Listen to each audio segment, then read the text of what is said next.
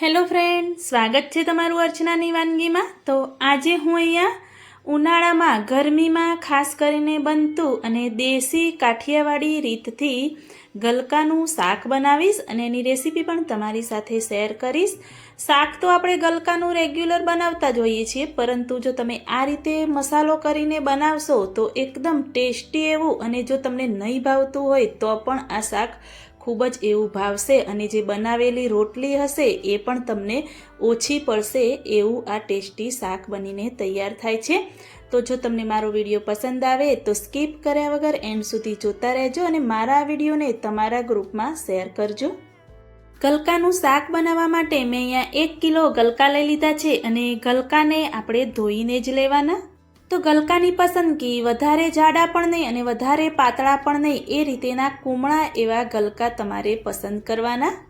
તો ગલકાનું શાક બનાવવા માટે આપણે આજુબાજુથી ગલકાનો ડીટાનો ભાગ હોય છે એ આપણે કટ કરી અને રેડી કરી દઈશું।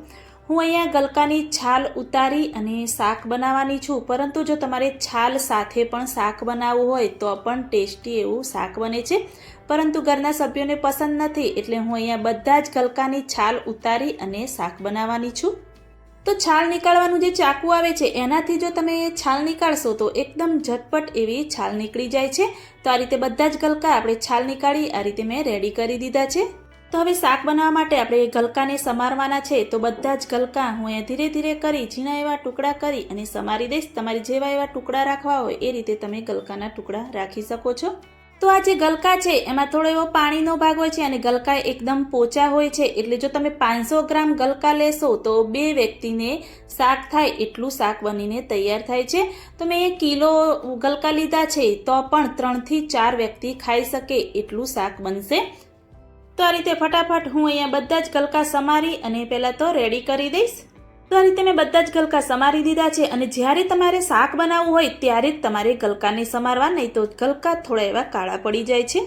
તો હવે આપણે દેશી કાઠિયાવાડી રીતથી શાક બનાવવાનું છે। તો મેં અહીંયા ખલ લઈ લીધો છે, 6 થી 7 કળી સૂકા લસણની લઈ લીધી છે અને પહેલાં થોડું એવું આપણે સૂકું લસણ છે એ ખાંડી દઈશું। આ રીતે લસણ થોડું એવું ખંડાઈ જાય એટલે આપણે અંદર મસાલા કરીશું। તો 1 ટેબલસ્પૂન જીરું એડ કરીશું, 1/2 ટેબલસ્પૂન મીઠું એડ કરીશું અને 1 ટેબલસ્પૂન લાલ મરચું પાવડર અને 1/2 ટેબલસ્પૂન હું એ કાશ્મીરી લાલ મરચું પાવડર એડ કરી રહી છું, એનાથી સરસ એવો શાકનો કલર આવે છે। તો આ રીતે બધું જ મિક્સ કરી અને ફરીથી એને આપણે ખાંડી દઈશું। તો આ રીતે ચટણી બનાવી કે આ રીતે મસાલો કરી અને જો તમે શાક બનાવશો તો શાકનો ટેસ્ટ પણ કંઈક અલગ આવે છે અને શાકનો કલર પણ સરસ એવો આવે છે। તો આ રીતે સરસ એવો મસાલો આપણો ખંડાઈ ગયો છે, ચટણી સરસ એવી બની ગઈ છે। તો એને આપણે એક બાઉલમાં લઈ લઈશું। ચટણી બધી જ આપણે એક બાઉલમાં લઈ લેવાની અને 1/2 ટેબલસ્પૂન અંદર હળદર પાવડર એડ કરી દઈશું અને જે ખાયણીમાં આપણે ખાંડ્યું હતું એમાં થોડું પાણી મેં એડ કરી અને એ પાણી આપણે અંદર એડ કરી દઈશું અને આ રીતે ચમચીની મદદથી બધું જ સરસ એવું મિક્સ કરી દઈશું। પાણી આપણે વધારે એડ નથી કરવાનું, આ રીતેનું થોડું એવું ઢીલું થાય એટલું જ આપણે પાણી એડ કરવાનું છે। હવે આપણે શાકનો વઘાર કરીશું। તો મેં અહીંયા 3 થી 4 ટેબલસ્પૂન તેલ એડ કરી દીધું છે। તેલ થોડું ગરમ થાય એટલે આપણે રાઈનો વઘાર કરીશું। રાઈ થોડી એવી તતળે એટલે ચપટી જેવી હિંગ એડ કરીશું। તરત જ આપણે જે ચટણીની પેસ્ટ બનાવી છે એ બધી જ અંદર એડ કરી અને તરત જ આપણે ઢાંકણ બંધ કરી દઈશું, જેથી જે સુગંધ છે, ચટણીનો ટેસ્ટ છે એ બધો જ અંદર રહે, બહાર ન જાય। આ રીતે કરવાથી શાકનો ટેસ્ટ પણ સરસ એવો આવે છે। તરત ખોલી અને આ રીતે બધું સરસ એવું મિક્સ કરી દઈશું અને ગેસની ફ્લેમ થોડી એવી મીડિયમ કરીશું અને જ્યાં સુધી તેલ આજુબાજુ છૂટું ન પડે ત્યાં સુધી પેસ્ટને આપણે 2 થી 3 મિનિટ માટે ફરીથી અને બંધ કરી અને કૂક થવા દઈશું। તો આ શાકમાં આપણે પાણીનો જરાય પણ ઉપયોગ નથી કરવાનો, એટલે તેલનું પ્રમાણ થોડું એવું આપણે વધારે લેવાનું। આપણે આ શાક છે એ તેલમાં જ બનાવવાનું છે। તો તમે જોઈ શકો છો કે સરસ એવું તેલ પણ છૂટું પડી ગયું છે, પેસ્ટ પણ સરસ એવી સંતરાઈ ગઈ છે। તો જે શાક આપણે સમારીને રાખ્યું હતું એ બધું જ આપણે અંદર એડ કરી દઈશું।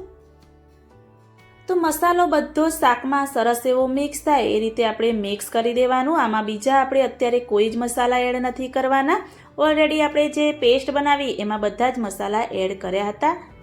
તો ગલકામાં મેં કહ્યું કે પાણીનો ભાગ હોય છે એટલે આપણે પાણી એડ કર્યા વગર જ ફરીથી શાકને આપણે મીડિયમ ગેસની ફ્લેમ પર બંધ કરી અને કૂક થવા દઈશું।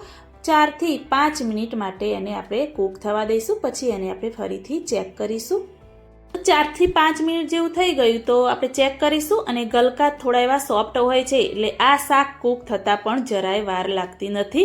તો તમે જોઈ શકો છો કે ગલકામાંથી કેટલું બધું પાણી છૂટ્યું છે.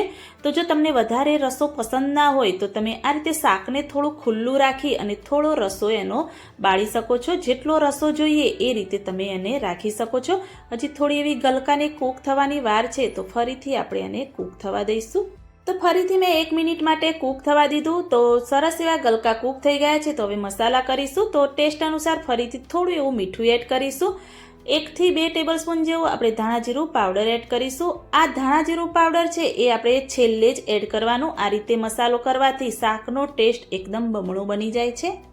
મીઠું આપણે આગળ ચટણીમાં પણ ઉપયોગ કર્યો હતો એટલે મીઠું તમારે ટેસ્ટ કરીને જ ઉપયોગ કરવાનો. તમારે તીખું જોઈએ તો થોડું મરચું પણ એડ કરી શકો છો. તો બંધ કરી ફરીથી એને થોડીવાર કૂક થવા દઈશું. તો મસાલા એડ કર્યા પછી મેં 1 મિનિટ જેવું થવા દીધું. હવે ચેક કરીશું તો તમે જોઈ શકો છો કે સાઈડમાંથી તેલ પણ સરસ એવું છૂટું પડી ગયું છે અને થોડું એવું પાણી પણ બળી ગયું છે. તો શાક આપણું રેડી થઈ ગયું છે. તો જ્યારે પણ શાક રેડી થઈ જાય એટલે ચપટી જેવો ગરમ મસાલો એડ કરી દેવાનો. જો તમારે કરવો હોય તો તમે કરી શકો છો, નહીં તો સ્કીપ પણ કરી શકો છો. તો આ રીતે મેં ગરમ મસાલો એડ કરી મિક્સ કરી દીધું અને આ સમયે આપણે ગેસની ફ્લેમ બંધ કરી દઈશું. થોડી એવી કોથમીર આપણે ગાર્નિશ કરી દઈશું. તો અહીંયા શાકમાં જરાય પણ પાણીનો ઉપયોગ કર્યા વગર પણ રસાવાળું ટેસ્ટી એવું ગલકાનું શાક આપણું બની અને રેડી થઈ ગયું છે.